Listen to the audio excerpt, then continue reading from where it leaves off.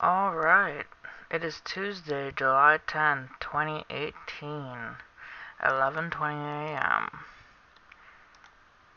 Alright, Japan floods, 155 killed after torrential rain and landslides. At least 155 people have died in floods and landslides triggered by torrential rain in western Japan, says the government. It is the highest death toll caused by rainfall that Japan has seen in more than 3 decades. Rescuers are now digging through mud and rubble in a race to find survivors, as dozens are still missing.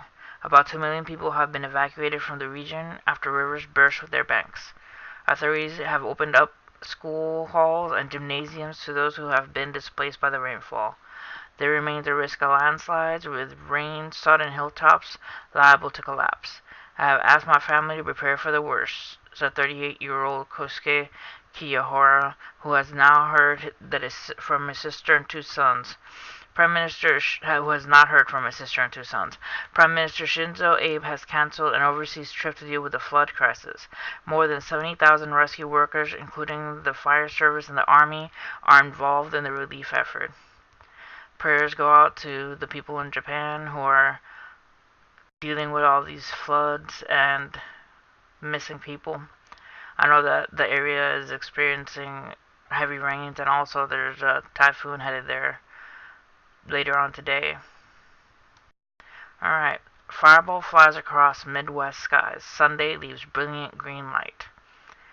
All eyes were on the evening sky Sunday as residents across 9 Midwest states reported seeing a fireball or a bright meteor fly by.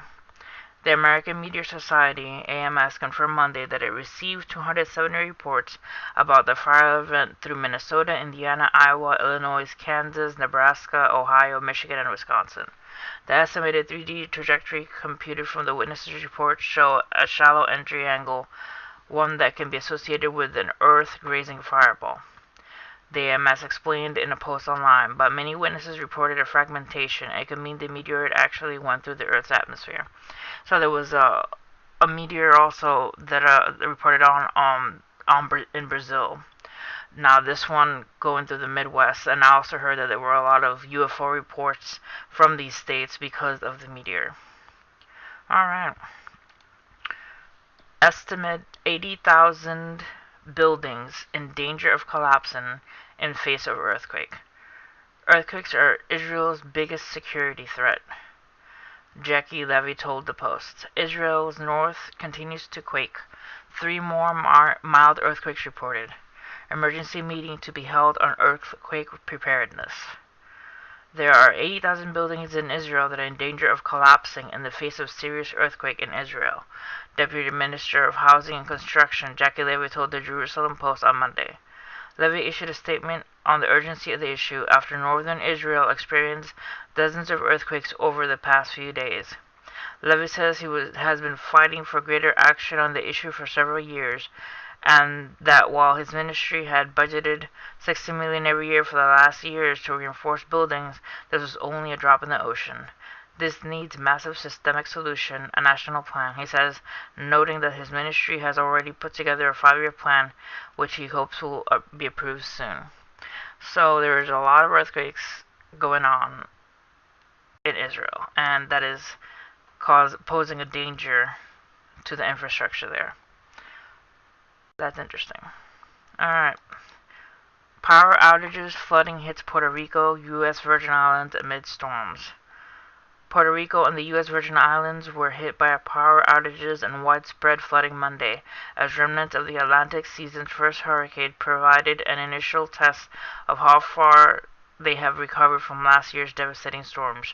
More than 47,000 customers in Puerto Rico lost electricity at the peak of the bad weather, but the number had dropped to 13,000 late in the afternoon as crews rushed to restore power. Some 8,600 customers were left without power. Puerto Rico's east coast was the most affected, even as people in the region struggled to recover from Hurricane Maria. We're still not ready to receive another storm, says 17-year-old Ruben de Moral, who lives in the southeast coast of Yubacoa, the first town hit by Hurricane Maria last September. The Category 5 hurricane caused damage estimated to more than $100 billion, killed dozens of people by the most conservative estimates, and destroyed up to 75% of Puerto Rico's electric transmission lines. More than 60,000 people in the U.S. territory still have only tarps for roofs blown off by Maria, and more than 1,500 customers are still without power more than 9 months after the storm. Power outages also were reported Monday on the U.S. Virgin Islands of St. Croix, where officials ordered schools and government offices closed. Yeah, that's pretty bad that they're still having power outages from last storm, and now this storm they get more power outages. Oh, God bless them. Praying for the people in Puerto Rico. Alright, Taiwan prepares for high winds, heavy rain from Super Typhoon Maria. Taiwan and parts of Japan are bracing for Super Typhoon Maria, expected to make a close pass on Tuesday, packing winds in excess of 110 miles per hour. The typhoon is forecast to break the north end of Taiwan and to threaten lives and property in Japan's southern Ryukyu Islands. School and offices in Taiwan are closed on Tuesday in anticipation of the storm, whose strongest effects on the island were expected to be felt late Tuesday and early Wednesday. Taiwan's UNI Air canceled some 70 domestic flights, and Hong Kong-based Cathay Pacific said it had canceled about a dozen flights to and from Taipei, according to agency France Presse. The storm, equivalent to a Category 4 hurricane, was expected to bring heavy rain and flash floods. Typhoon Maria is currently in an environment of very warm ocean water up to 82 degrees sea surface temperatures, low wind shear, and excellent outflowing winds aloft to its north. By Tuesday, conditions will become less favorable, as Maria is expected to begin encountering some increased wind shear and somewhat lower ocean heat content, which could induce a weakened trend. However, given its current intensity, Maria will still be formidably strong as it tracks towards Japan's southernmost Ryukyu Islands, northern Taiwan, and eastern China. The storm approaches as record-breaking rain has already inundated southwestern Japan, bringing deadly flash flooding and mudslides have killed nearly 150 people.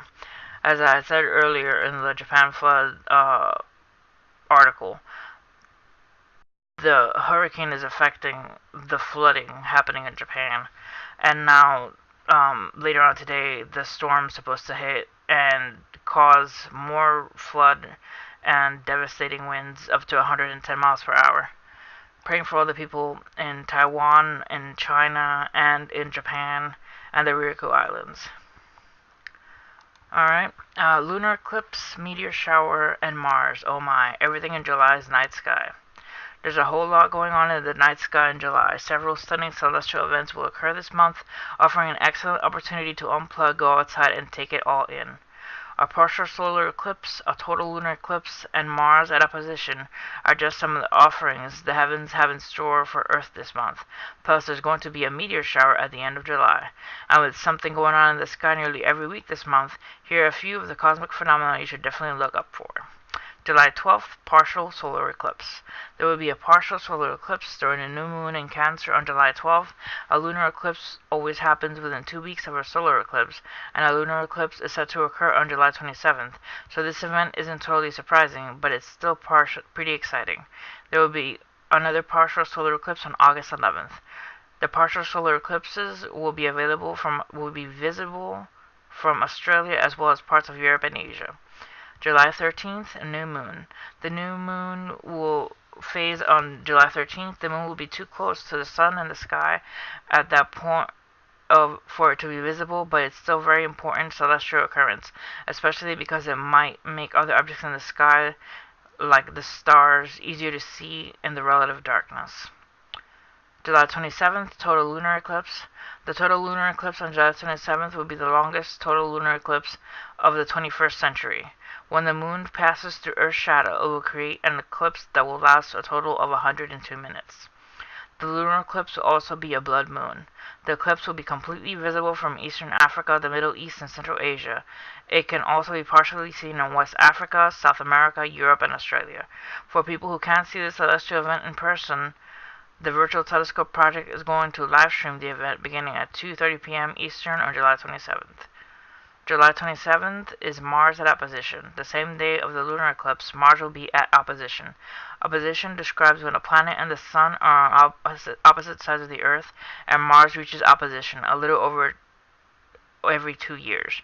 The months Mars will look like the biggest and brightest it has been since 2003, and for a few weeks it will even outshine Jupiter, the largest planet in our solar system, in the night sky. July 27th and 28th is a Delta Aquarid meteor shower. Finally, the Delta Aquarid meteor shower will peak on July 27th and 28th.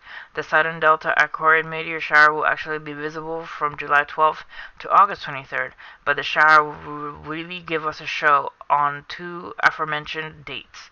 On those peak nights, you will be able to see more than a dozen shooting stars an hour during this meteor shower, provided you're away from city lights. There's going to be a bright full moon during the peak of the shower, so the meteors might be harder to spot.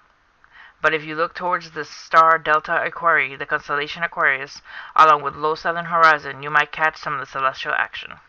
Alright. So that is the video for today. We covered Japan floods, fireball across the Midwest, estimated 8,000 buildings in Israel, power outages in Puerto Rico, Taiwan preparing for heavy winds from Typhoon Maria, and lunar eclipses, meteor showers, and Mars in opposition. Alright, that's the video for today. You guys stay safe out there.